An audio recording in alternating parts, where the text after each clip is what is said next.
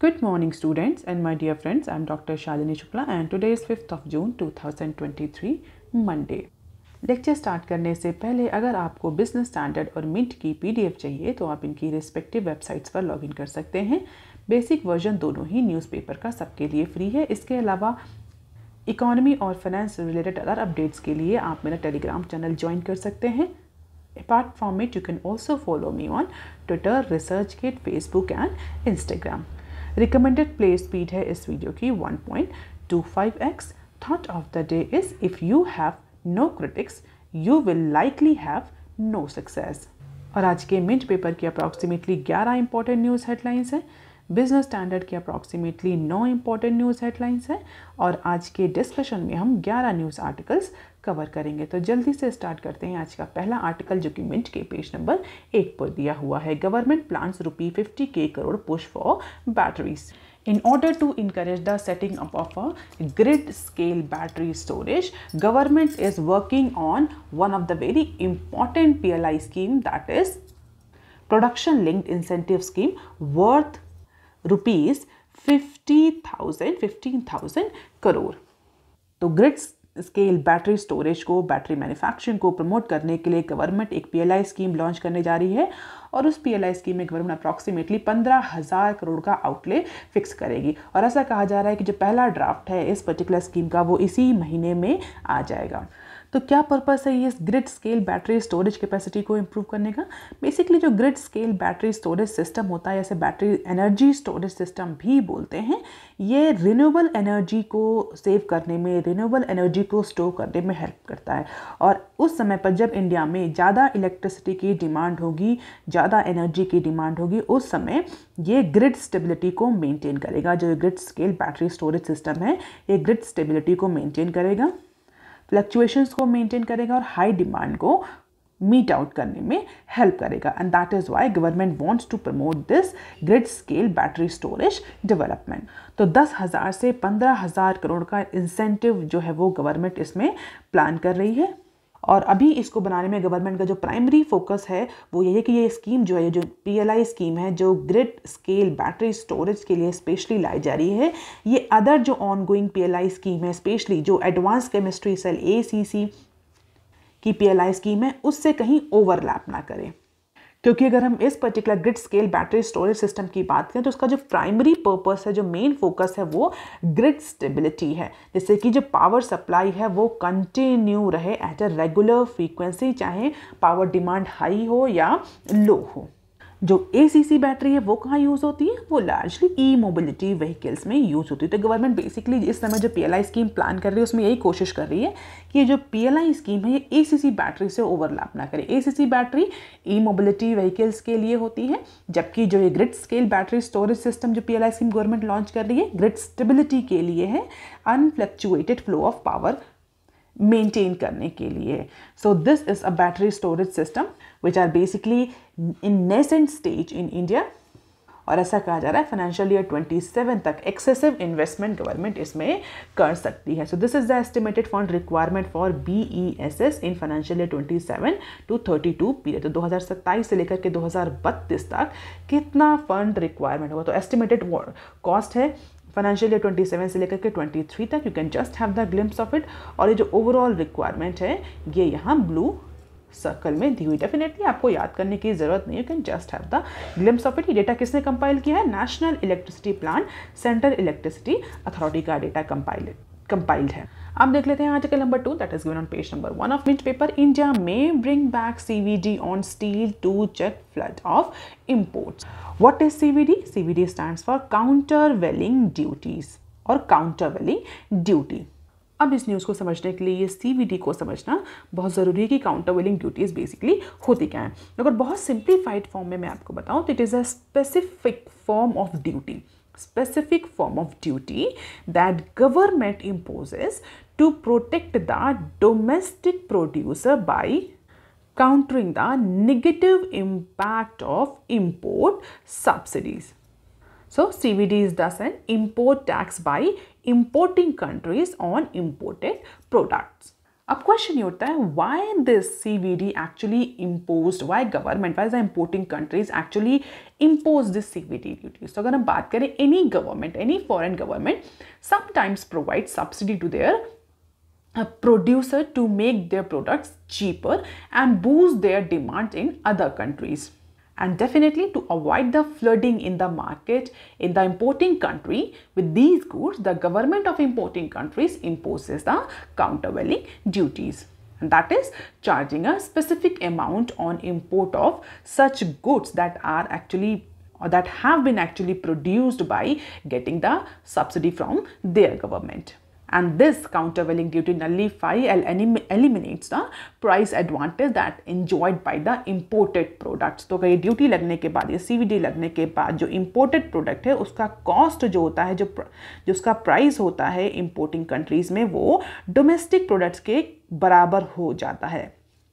पहले क्यों कम होता है? पहले उनकी गवर्नमेंट जो है उनको सब्सिडी प्रोवाइड कर रही है, इसलिए वो लो कॉस्ट पे प्रोड्यूस कर पा रहे हैं।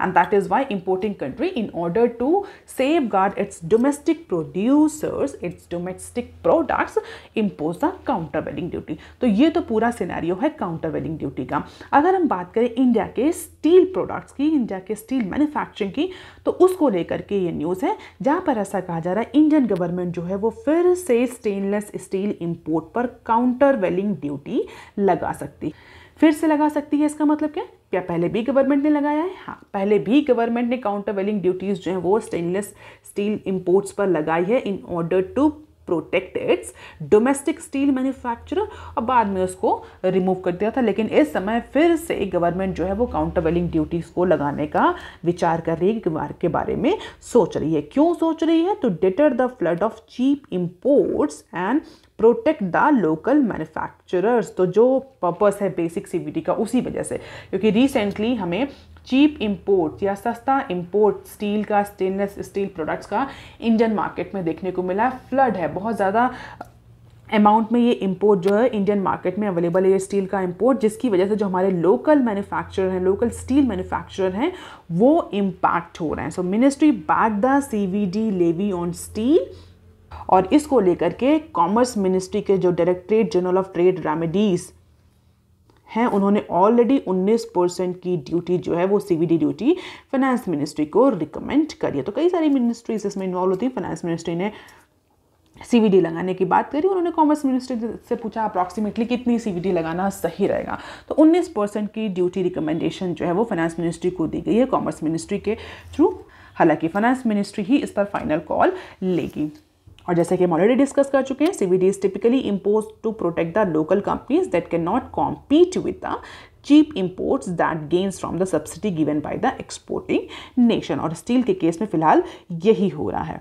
और अभी के केस में ऐसे 2 स्पेसिफिक कंट्रीज हैं जिनका चीप इंपोर्ट, जो जिनका चीप प्रोडक्ट है, जो चीप स्टील प्रोडक्ट है, वो इंडियन मार्केट को फ्लड किए हुए, and that is why government is considering for this CVD application. अब देख लेते हैं article number 3, that is given on page number 1 of Mint paper. SEBI SAT deadlock over listing norms reaches Supreme Court. तो security and exchange board of India और security appellate tribunal, SEBI जिसको हम बोलते हैं शॉर्ट फॉर्म में, और SAT बोलते हैं, SEBI और SAT के बीच में कुछ कंटेंशियस इश्यूज डेवलप हो गए हैं, और वो इतने ज़्यादा पॉपअप हो गए हैं कि उन दोनों ही रेगुलेटरी बॉडीज़ को सुप्रीम कोर्ट जाना पड़ा है।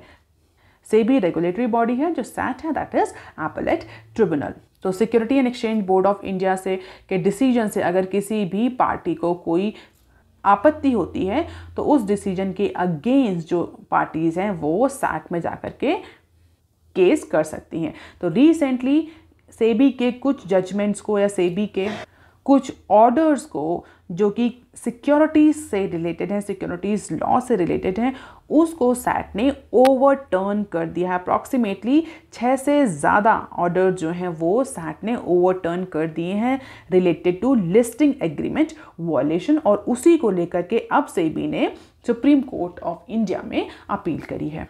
अगर स्पेसिफिक बात करी जाए तो provision number 23E of security contract regulation act, जिसको हम SCRA भी बोलते हैं, is actually the pivotal point where these two bodies are actually having the contentious issues.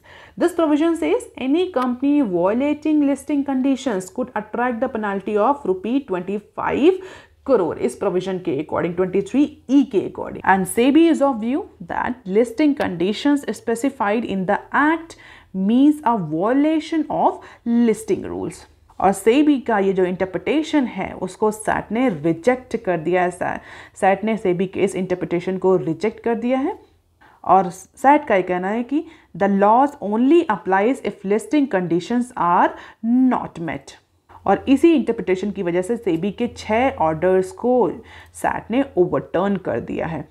और इसी को लेकर के security and exchange board of India जो है वो फिलहाल के लिए सुप्रीम कोर्ट गया in the month of May.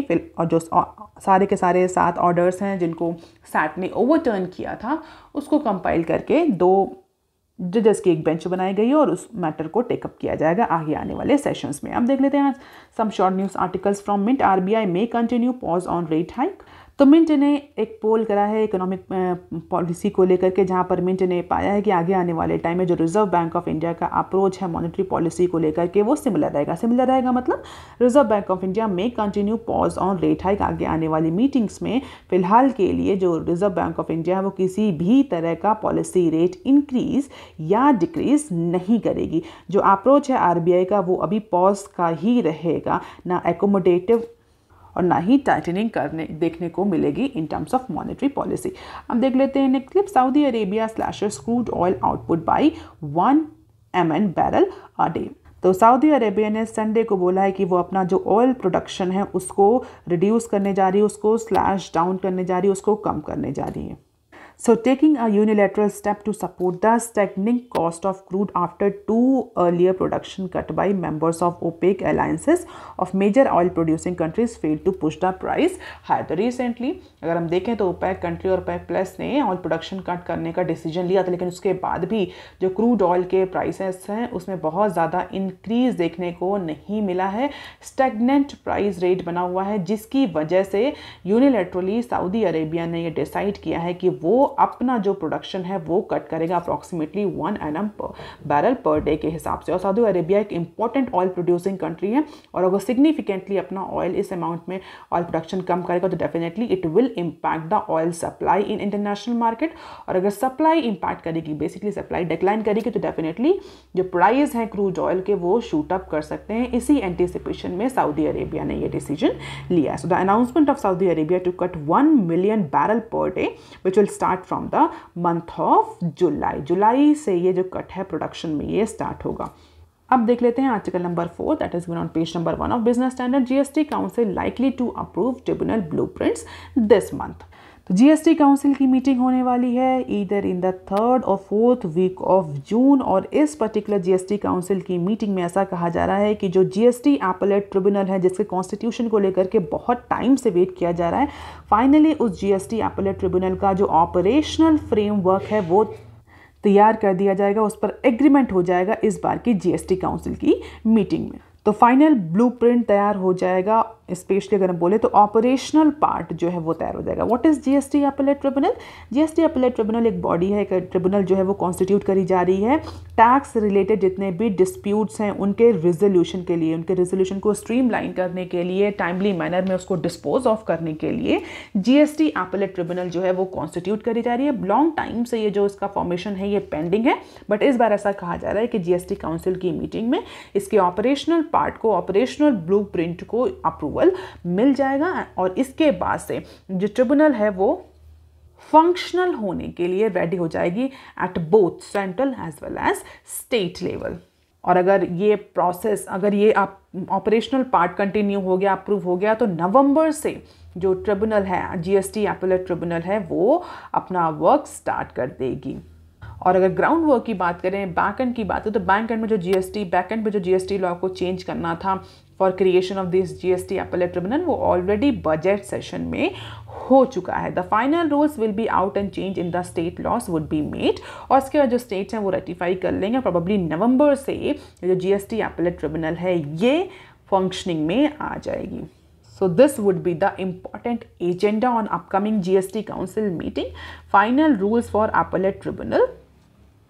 Reconstitution of GM on rate rationalization could also be the part of this GST Council meeting.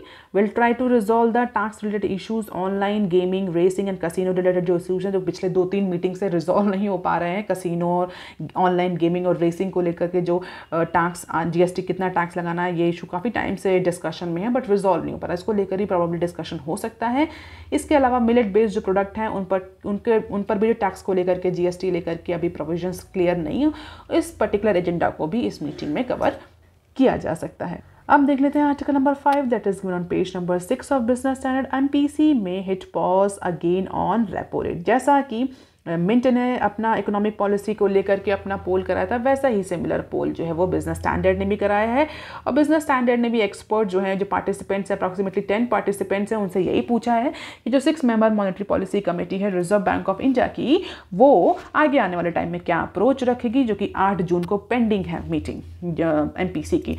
तो most of the expert on the view that the RBI will maintain the pause approach or the pause decision on repo rate। तो initially हमें कुछ last time से अगर हम देखें तो पिछले 8 से 9 मीटिंग्स में रिजर्व बैंक ऑफ इंडिया ने रेपो रेट में इंक्रीज़ किया है। लास्ट मीटिंग में पॉज का जो अप्रोच है वो अडॉप्ट किया। तो इकोनॉमिक एक्सपर्ट जो है उनका यही कहना है कि फिलहाल के लिए रिजर्व बैंक ऑफ इंडिया जो है वो पॉज का ही अप्रोच रखेगी। अभी कोई फर्दर टाइटनिंग या एकोमोडेशन देखने को नहीं मिलेगा, क्योंकि जो CPI और अदर इंडिकेटर्स को हम देखें तो अभी RBI की टॉलरेंस लिमिट के ब्रैकेट में ही है। That is why there will be no change in repo rate in upcoming time. So this is the expert opinion tabulation, you can just have the glimpse of it. कहाँ से expert लिए गए, तो different banks जो हैं, financial institutions हैं, वहाँ से इकोनॉमिक एक्सपर्ट्स को सिलेक्ट किया गया है। क्या क्या क्वेश्चंस पूछे गए थे, 4 क्वेश्चन अप्रॉक्सीमेटली पूछे गए और उन पर उनका क्या क्या अप्रोच है, क्या क्या आंसर रहा है, can just have the glimpse of it. इसको याद करने की जरूरत नहीं है। अब देख लेते हैं short news articles from Business Standard. India may give UK access to PV market with riders. तो इंडिया और यूके के बीच में जो बहुत टाइम से FTA को लेकर के नेगोशिएशन चल रहा है और उसमें कई सारे इश्यूज जो पॉपअप हो रहे हैं, उनको रिजॉल्व करने के लिए दोनों ही कंट्रीज जो हैं वो नेगोशिएट कर रहे हैं। तो even as India and UK attempt to iron out the creases under the proposed trade deal, now India is trading with cautious and is ready to give UK access to passenger vehicle market, जो कि बहुत important discussion का issue था, जहाँ पर UK demand कर रहा है कि इंडिया जो है वो पैसेंजर व्हीकल मार्केट जो है उसमें UK को एक्सेस प्रोवाइड करे। और इंडिया इस इशू को लेकर के बहुत ज़्यादा एग्रीमेंट में नहीं था। हालांकि इंडिया अब इस चीज़ को लेकर के एग्रीमेंट में आ रहा है, बट इंडिया का ये कहना है कि India will put cap on the number of units that will allow to enter in India. तो कितना यूनिट्स, कितने व्हीकल्स जो हैं वो पर एक पर्टिकुलर टाइम पीरियड में एंटर करेंगे इंडियन PV मार्केट में, उसको लेकर के इंडिया जो है वो नेगोशिएट करे। फिलहाल के लिए इंडिया इस बात पर एग्री कर गई है कि हम आपको PV मार्केट में एंट्री देंगे, पैसेंजर व्हीकल सेगमेंट में एंट्री देंगे, लेकिन टैरिफ रेट कोटा के साथ, TRQ के साथ। TRQ means there will be the imposition of a ceiling on the number of passenger vehicle that UK can import to India. So let us see, अगर India इस चीज़ पर एग्री कर रहा है तो definitely India must be demanding something else. There are 26 policy area और the chapter 13 have been substantially closed for the talks. उन पर एग्रीमेंट बन चुका है, लेकिन अभी मेजॉरिटी पार्ट जो है वो अभी भी नेगोशिएशन में नहीं। ऐसा कहा जा रहा है जून 5 से लेकर के जून 9 के बीच में 10वां राउंड का नेगोशिएशन जो है वो दोनों ही कंट्रीज के बीच में स्टार्ट होगा। विस्की ऑटोमोबाइल को लेकर के इंपॉर्टेंट कंसिडरेशंस हैं। ऑटोमोबाइल सेगमेंट को लेकर कैसा लग रहा है, इंडिया जो है वो एग्रीमेंट में है, लेकिन विस्की को लेकर के यूके को भी एग्रीमेंट पे लाना जो है वो बहुत इंपॉर्टेंट है। अब देख लेते हैं next clip. Railway seek CBI probe into Odisha train accident. तो ओडिशा में जो ट्रेन एक्सीडेंट हुआ, that's a huge train accident ऐसा कहा जा रहा है, और उसको लेकर के जो रेलवे है, रेलवे मिनिस्ट्री है, वो फिलहाल के लिए CBI प्रॉब को सीक कर रही है। रेलवे मिनिस्ट्री का ये कहना है कि investigation by central bureau of investigation into this incident is very very important. और जिस तरीके से सर्कमस्टांसेस हैं एक्सीडेंट के और जो एडमिनिस्ट्रेटिव इन्फॉर्मेशन आ रही है इंडियन रेलवे को, उसके अकॉर्डिंग CBI इन्फॉर्मेशन के बाद हमें प्रॉपर कुछ और नए पहलू देखने को मिल सकते हैं। Let us see whether government go for this CBI investigation और नॉट। अब देख लेते हैं next clip. OPEC plus reaches agreement to extend output cuts in 2024। तो फिर से जो ओपेक प्लस कंट्रीज हैं, आप मुझे कमेंट सेक्शन में लिख के बताइए what is this OPEC and what is this OPEC plus. ये है क्या और ये ओपेक प्लस क्या है? एक ऑर्गेनाइजेशन है ओपेक और एक है ओपेक प्लस। तो फिलहाल के लिए जो ओपेक प्लस मेंबर कंट्रीज हैं वो एक कंसेंसस, एक डील पर पहुंच गए हैं और वो अपना प्रोडक्शन कट जो है वो 2024 से स्टार्ट करने वाले हैं। सो डेलीगेट्स जो थे उन्होंने फर्दर इस बात की इंफॉर्मेशन दी कि जो साइज़ ऑफ सप्लाई है उसको लेकर के अभी फ़िलहाल कंसेंसस नहीं बने, लेकिन इस डिसीजन पर कंसेंसस बन गया है कंट्रीज़ के बीच में कि आगे आने वाले टाइम में 2024 से जो ओपेक प्लस कंट्रीज़ हैं वो अपना प्रोडक्शन कट, आउटपुट कट करेंगे। क्यों कट कर रहे हैं? डेफिनेटली जिस तरीके से क्रूड ऑयल के प्राइसेस जो हैं वो स्टेगनेंट हैं ड्यूरेशन में, कुछ ड्यूरेशन से, तो जो ओपेक प्लस कंट्रीज़ हैं उनकी डिपेंडेंसी ऑयल इंपोर्ट पर बहुत ज़्यादा है और अगर ऑयल के प्राइसेस बढ़ नहीं रहे तो उनकी इकोनॉमी को लॉस हो रहा है and that is why they are going for at output cut और 2024 से ये आउटपुट कट स्टार्ट होगा। So negotiation dragged as some of the African producer objected to this demand but now they are agreeing on this particular output cut. हालांकि output quota कितना होगा ये अभी decide नहीं हुआ है। अब देख लेते हैं next clip. World is big enough for us to grow together, China tells US. तो चाइना और यूएसए के बीच में हमेशा से ही इस बात को लेकर के इश्यूज रहते हैं, इस बात को लेकर के आर्ग्यूमेंट्स रहते हैं। यूएसए चाइना को दोनों को ही लगता है कि अगर चाइना ग्रो करेगा तो कहीं ना कहीं यूएस के डेवलपमेंट पर उसका इम्पैक्ट पड़ेगा, यूएस ग्रो करेगा तो उसका इम्पैक्ट चाइना के डेवलपमेंट पर पड़ेगा और दोनों ही कंट्रीज एक दूसरे को हमेशा काउंटर करते रहते हैं। तो उसी को लेकर के जो चाइनीज डिफेंस मिनिस्टर है रिसेंटली उन्होंने अपनी एक स्पीच में, सिंगापुर में एक स्पीच में बोला है कि जो यूएस स्ट्रैटेजी है इंडो पैसिफिक रीजन को लेकर के, जहां उनका बेसिक पर्पस चाइना को ही काउंटर करना है, उसको इतना फोकस नहीं करना चाहिए। अगर दोनों हम कंट्रीज चाहें तो साथ में ग्रो कर सकते हैं क्योंकि वर्ल्ड इज़ बिग इनफ। ये संसार जो कंट्री है, जो इकोनॉमी है, वर्ल्ड इकोनॉमी बहुत बड़ी है और ऐसा नहीं है कि चाइना अगर ग्रो करेगा तो यूएस ग्रो नहीं कर सकता, यूएस ग्रो करेगा तो चाइना ग्रो नहीं कर सकता। तो दोनों ही कंट्री साथ में मिल करके ग्रो कर सकते हैं। तो instead of focusing on Indo Pacific region, instead of focusing on countering China, the US should focus on the core development. So that is all for today, students. Please like, share and subscribe. Thank you. Have a nice day.